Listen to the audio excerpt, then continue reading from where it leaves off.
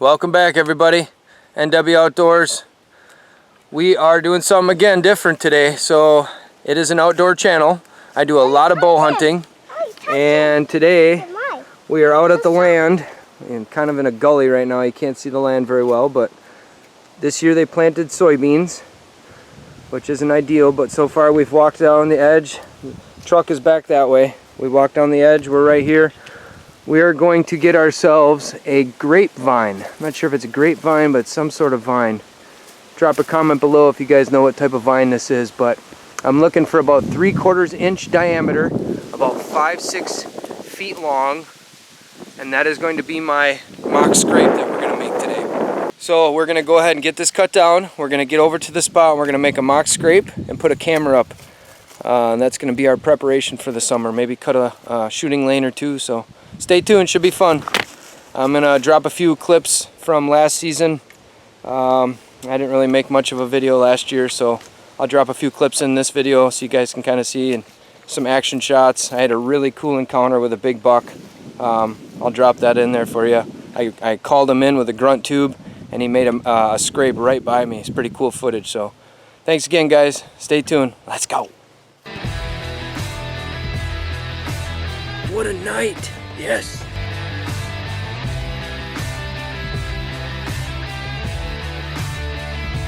Boom. That's a nice 8-point.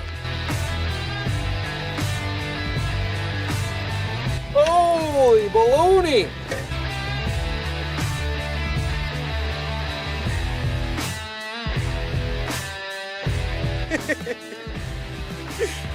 Boom. Look at that. Jumbo.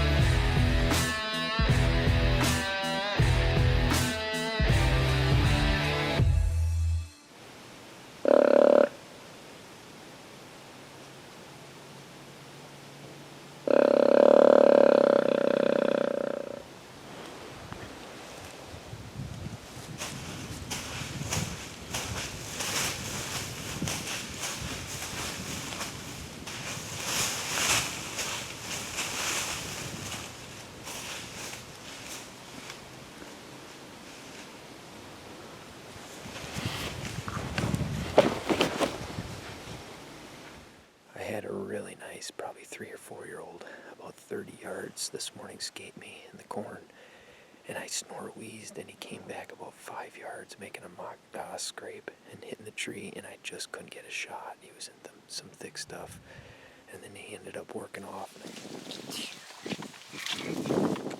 Keep chanting.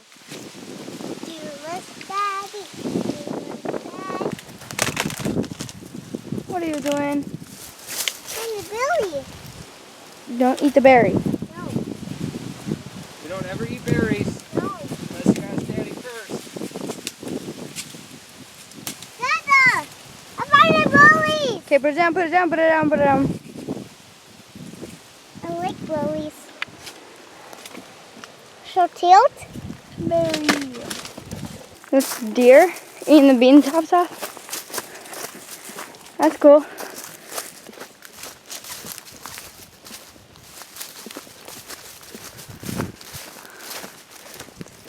Alright guys, as you can see, we're by my dad's tree stand, about to set it up, and right here, as you can see, those are deer beds. And as we were walking, you could also see the deer trails and tracks from them walking. Which is pretty cool, guys. We'll get back to you. Stay tuned. Alright guys, we cleared out a nice lane down there, a bunch of trees that had gone down. Ellie's still working on some, but we got a nice lane going down. We got a camera down there. Got a lane that comes right out to the bean field here. There. Last year, right in here was the big buck that came in and did the scrape run underneath me, and I'm right about right there. And over here, we just did a nice new mock scrape. Oh yeah. Look at that. Yeah, my 3-year-old's done. There it is, guys. We're going to take a leak in it. Yes, I said I'm going to pee in it. It breaks down to just being any other animal's urine. So the deer can't decipher that it's a human urine. So it works. To them, it's a mature animal. So I'm going to go ahead and pee in it and go from there.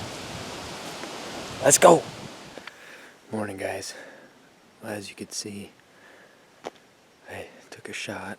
It's not the biggest buck. I think he's only an 8 or 10, probably a 2.5-year-old. But I told myself, with the amount of time that I was able to invest this year, I would be happy with a 2.5-year-old. So, hey everybody. So real quick before I get back into the video, I just wanted to talk to you guys a little bit about my last year's archery season and kind of what happened for me. And you know, I'm going to share this with you guys for a learning experience. It's not a proud moment of mine. I take bow hunting very seriously. I have a very great respect for the whitetail animals that I hunt. But I want to share this with you guys so hopefully, you know, someone else doesn't make the same mistake. You know, kind of a learning experience. Because, you know, I've spent the last 9 months just still beating myself up about it. Some sleepless nights, just trying to figure out why. And I think I figured out kind of what happened, and I want to share that with you guys. So I'm going to start showing you some clips here and there through this. But basically, we had brought in our last addition to the family, our 4th child last year, and my wife and I were working separate shifts. So she was working first shift, I was working second, and just a very fast-paced, you know, lifestyle that we were doing. Basically, the weekends were our time to come all together, and her and I didn't see each other much during the week, so it was just really hectic.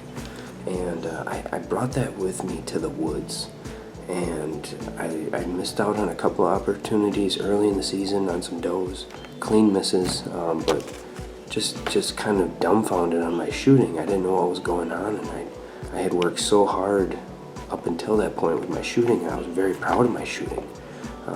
Like I shared with you guys, I shoot a finger tab with a compound bow. It takes a lot of work, a lot of practice, a lot of patience. So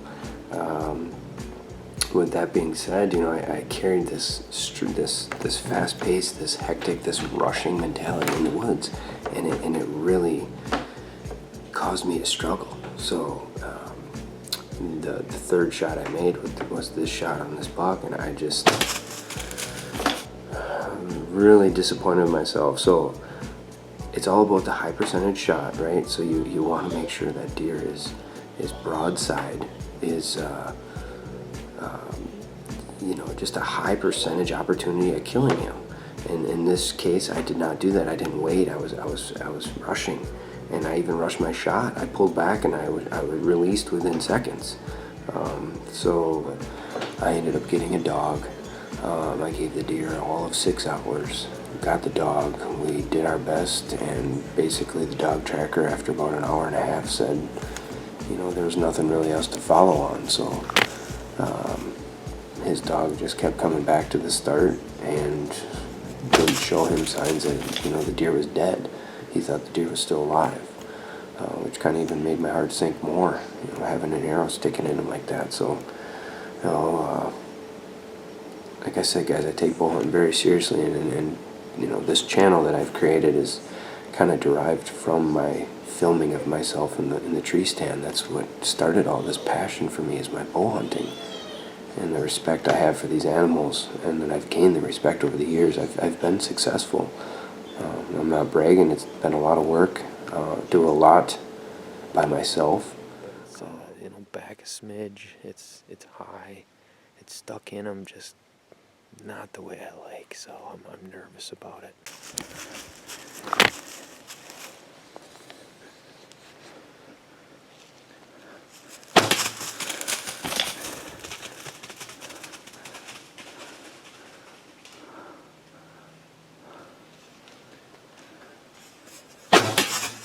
I also have some neighbors right over here that I can't really track on their land, so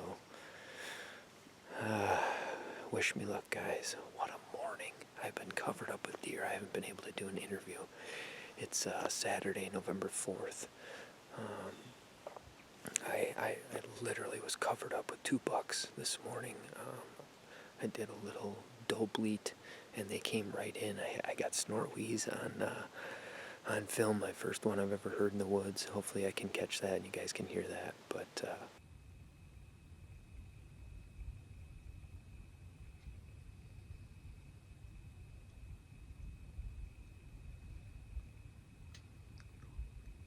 through, and then the bucks after. So it's been a pretty steady flow of deer today.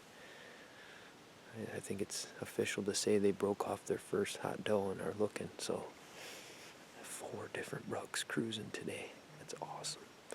So stay tuned, guys.